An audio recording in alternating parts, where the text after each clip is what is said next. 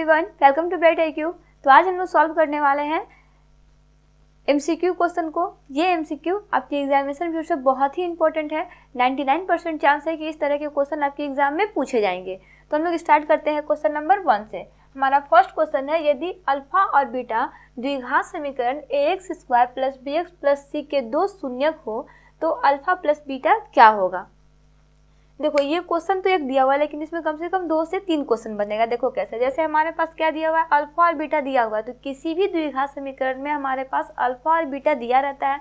उसके हेल्प से हमें क्या निकालना होता है, शून्यकों का योग और शून्यकों का गुणनफल निकालना होता है।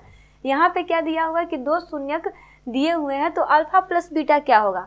तो देखो यहाँ पे होता है alpha plus beta equal to -b/a और एक होता है alpha into beta equal to c/a। यहाँ पे दो कंडीशन होता है। अब देखो आपका ये दोनों क्वेश्चन पूछेगा कैसे, जैसे यहाँ पे दे देगा कि यदि अल्फा और बीटा द्विघात समीकरण के दो शून्यक हो तो अल्फा इंटू बीटा क्या होगा। तो आपका अल्फा इंटू बीटा क्या हो जाएगा, c/a हो जाएगा। यहाँ पे इसका ऑप्शन सही क्या हो जाएगा, तो इसका ऑप्शन हो जाएगा करेक्ट, a जो है -b/a। अब देखो क्वेश्चन नंबर 2 में क्या दिया हुआ है, t² - 15 का निम्न में से शून्यक क्या होगा। तो देखो हम लोग तो शून्यक सिंपल सा निकालते हैं द्विघात समीकरण का। यहाँ पे तो द्विघात समीकरण बन रहा है, लेकिन यहाँ पे क्या है, सिर्फ 15 दिया हुआ है, तो इसका कैसे निकलेगा शून्यक। तो देखो इसका शून्यक निकालने के लिए हमें क्या करना होता है कि t के साथ स्क्वायर दिया हुआ है। अब -15 को, या कह सकते हो 15 को, हम लोगों को इसको ऐसा लिखना है ताकि ये a² - b² के फॉर्म में आ जाए। देखो ये कैसे होगा, तो देखिए इसके लिए सिंपल सा हमारे पास दिया हुआ है t² - 15 दिया हुआ है। अब आपको 15 को कुछ ऐसा करना है कि ये स्क्वायर के फॉर्म में आ जाए। तो कोई भी नंबर अगर आपके पास सिंपल नंबर दिया हुआ है और उसके ऊपर अगर आप रूट देके स्क्वायर करते हो तो स्क्वायर से रूट जो होता है वो हमेशा ख़त्म हो जाता है। जैसे हम लोग यहाँ पे लिख सकते हैं t² - √15 का होल स्क्वायर, क्योंकि यहाँ से रूट से स्क्वायर कैंसिल हो जाएगा तो आपस से मेरा क्या बचेगा, -15 बचेगा। इसलिए हम लोग यहाँ पे √15 का स्क्वायर लिख सकते हैं। अब ये मेरा बन गया a² - b², जिसका फॉर्मूला होता है a - b और a + b। आप इस फॉर्मूले पे तोड़ करके इसका शून्यक निकाल सकते हो। जैसे a हमारे पास t है और b हमारे पास √15 है, तो हम लोग लिख सकते हैं t - √15 = 0, और एक बार लिख सकते हैं t + √15 = 0। यहाँ से करेंगे तो यहाँ से t का वैल्यू आ जाएगा 15, और यहाँ से करेंगे तो यहाँ से t का वैल्यू आ जाएगा √15। ठीक है, यानी कि हमारा करेक्ट ऑप्शन क्या हो जाएगा, हमारा करेक्ट ऑप्शन बी हो जाएगा, जो हमारे पास दिया हुआ है -√15 और √15, यानी कि ये प्लस में दिया हुआ है। देखो अगर ये आगे पीछे भी रहे तो कोई दिक्कत नहीं है। जैसे मेरे पास पहले √15 आया फिर -√15 आया, तो इससे कोई दिक्कत नहीं है। आपका जो भी है एक नंबर जो है वो माइनस में होना चाहिए, एक नंबर आपका प्लस में होना चाहिए, तो आपका ये आंसर सही होगा। अब देखो इसके जगह पे आपके पास कोई भी नंबर दे दे, जैसे मान लो कि यहाँ पे कुछ और दे दे, जैसे दे दे आपके पास x² - 2 या फिर x² + 2, ऐसे तो +2 नहीं होगा, -2 होगा। ठीक है, -2, तो आपको सिंपल से क्या करना है, इसको रूट करके स्क्वायर कर देना है। अब देखो तो ये क्वेश्चन आपके पास इस तरह से भी दे सकता है कि 4u² + 8u का शून्यक निकालें। ठीक है, तो देखो यहाँ पे 4 है, यहाँ पे 8 है, इन दोनों में से हम लोग कॉमन ले सकते हैं। जैसे इसमें भी u है, इसमें भी u है। अगर इसको हम लोग दो पार्ट में ब्रेक करें तो ये हो जाएगा 4 × 2, यानी कि यहाँ से हम लोग 4u को कॉमन ले सकते हैं, यहाँ से भी 4u को कॉमन ले सकते हैं।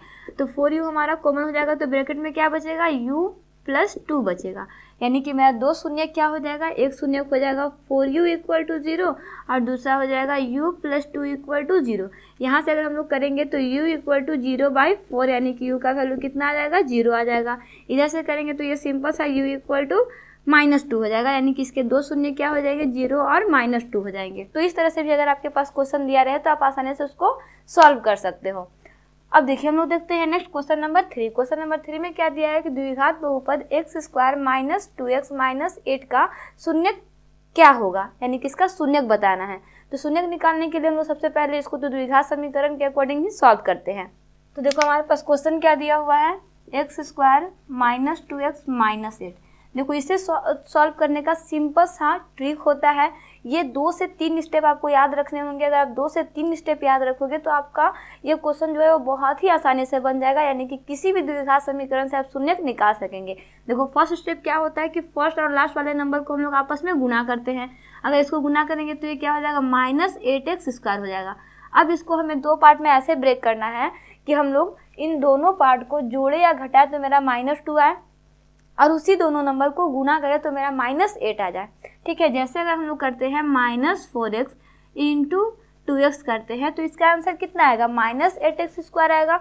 और -4x प्लस 2x करते हैं तो आंसर कितना आएगा, 2x आएगा। यानी कि इसको हम लोग ब्रेक करके कैसे लिख सकते हैं, तो इसे लिख सकते हैं x² प्लस 2x -4x और -8।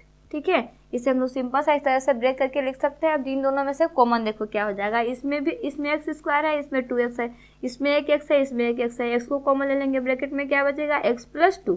अब देखिए अगर यहाँ पे देखा जाए तो यहाँ पे सिर्फ x है, यहाँ पे x नहीं है, तो यहाँ पे x तो कॉमन होगा नहीं।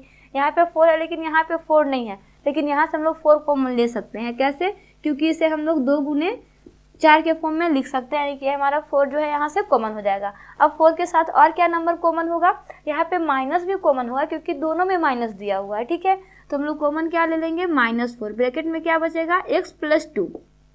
क्योंकि हम लोग -4 को x से मल्टीप्लाई करेंगे -4x आ जाएगा, -4 को 2 से मल्टीप्लाई करेंगे -8 आ जाएगा। अब देखो हमारे पास शून्य का आ गया है, एक शून्य हो जाएगा, x + 2 = 0 और दूसरा हो जाएगा x - 4 = 0। इसे हम लोग सॉल्व करेंगे तो x = -2 हो जाएगा, ये हो जाएगा x = +4, यानी कि हमारा शून्य क्या निकल गया, -2 और 4। तो इस तरह से आप शून्य को बहुत ही आसानी से निकाल सकते हो। ये आपका सब्जेक्टिव क्वेश्चन भी हो सकता है, मैक्सिमम चांस है कि आपका 3 नंबर के क्वेश्चन में पूछा जा सकता है, तो इसे अच्छे से रिवाइज कर लीजिएगा। तो देखिए करेक्ट ऑप्शन क्या हो जाएगा, तो इसका करेक्ट ऑप्शन हो जाएगा ऑप्शन नंबर ए जो दिया हुआ है -2, 4।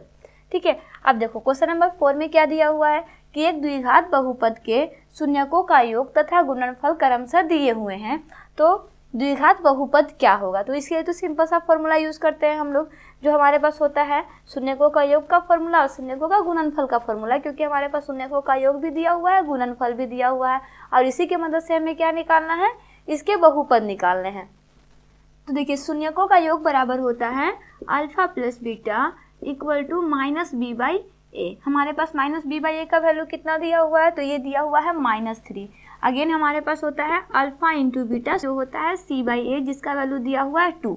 अब देखो हमारे पास तो सिंपल से ऐसे दिया हुआ है, अब हमारे पास a कैसे निकलेगा, c कैसे निकलेगा, b कैसे निकलेगा। तो देखो हम लोग कुछ नहीं करना, बट्टे में 1 कर देना है, यहाँ पे बट्टे में 1 कर देना है। दोनों में हमारे पास a मिल गया है, a मेरा 1 हो जाएगा, b मेरा -3 हो जाएगा और c मेरा 2 हो जाएगा। हम लोग इसे लिख सकते हैं a = 1, b = -3 और c = 2। द्विघात समीकरण क्या होता है, तो वो होता है ax² + bx + c। a का वैल्यू 1 दिया हुआ है तो 1 को x से मल्टीप्लाई करेंगे, एज इट इज रहेगा, तो ये हो जाएगा x² - 3x + 2। ऑप्शन कौन सा करेक्ट हो रहा है, इसका ऑप्शन करेक्ट हो जाएगा ऑप्शन बी जो दिया हुआ है x² - 3x + 2। तो इस तरह से हम लोगों के पास अगर शून्यकों का योग और गुणनफल दिया हुआ है तो हम लोग बहुत ही आसानी से क्वेश्चन को सॉल्व कर सकते हैं, यानी कि द्विघात बहुपद निकाल सकते हैं। नेक्स्ट क्वेश्चन नंबर 5 को देखते हैं। क्वेश्चन नंबर 5 बहुत ही आसान है। y = px का ग्राफ दिया गया है, बहुपद px के शून्यकों की संख्या लिखे। जैसे हमारे पास एक ग्राफ दिया हुआ है, यहाँ पे देखो ये x एक्सिस होता है, ये y एक्सिस होता है। हमारे पास यहाँ पे क्या बोला गया है कि y = px, यानी कि हमारे पास x में जितना बार ये लाइन कट हुआ है उसका संख्या लिखना है। जैसे यहाँ पे मान लो यहाँ पे एक बार ये कट कर रहा है, यहाँ पे एक कट कर रहा है, यहाँ पे एक कट कर रहा है, टोटल कट यहाँ पे कितना हो रहा है, 3 बार हो रहा है। तो इसका करेक्ट आंसर क्या हो जाएगा, 3 हो जाएगा। अब देखो मैक्सिमम टाइम तो आपके पास क्वेश्चन इसी तरह से पूछता है। अगर मान लो कि आपके पास ग्राफ दिया हुआ है, इस तरह से कट करे एक बार, तो ये आपका नहीं होगा क्योंकि आपके पास y एक्सिस पे कट किया है। और अगर आपके पास इस तरह से भी एक बार कट करे, आपका फर्क नहीं पड़ना है कि वो टेढ़ा लाइन है फिर सीधा लाइन है, बस x एक्सिस पे कट होना चाहिए। ये आपका क्या हो जाएगा, ये आपका हो जाएगा 1, क्योंकि एक बार ये कट कर रहा है। तो मिलते हैं नेक्स्ट वीडियो में एक इंपॉर्टेंट क्वेश्चन के साथ। So thanks for watching, like share and subscribe.